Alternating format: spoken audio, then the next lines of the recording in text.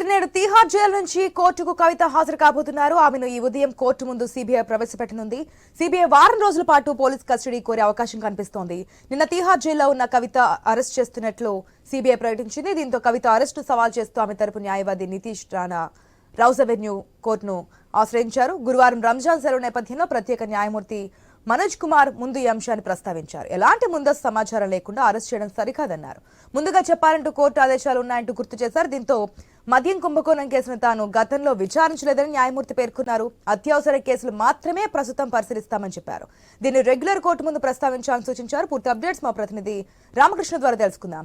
Right Ramakrishna, ఈ రోజు కోర్టులో ప్రవేశపెట్టబోతున్నారు సిబిఐ కూడా, మరి విచారణకి అనుమతిస్తారనుకోవచ్చా?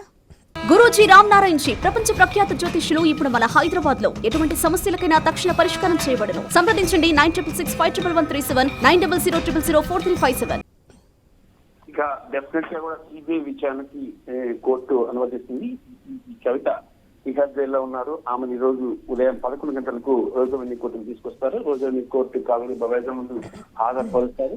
అయితే సిబిఐ వారం రోజుల పాటు కస్టడీ కోరే అవకాశం ఉన్న నేపథ్యంలో వారం రోజుల పాటు సిబిఐ కస్టడీ ఇస్తారని సమాచారం అందుతోంది.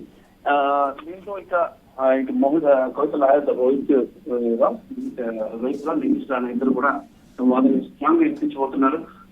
మరి ముఖ్యంగా చూసుకున్నట్టుగైతే కవితకి రిలీఫ్ దొరికే అవకాశం ఆమెను తిరిగి ఇక సిబిఐ కస్టడీకి ఇస్తారని చెప్పి సమాచారం.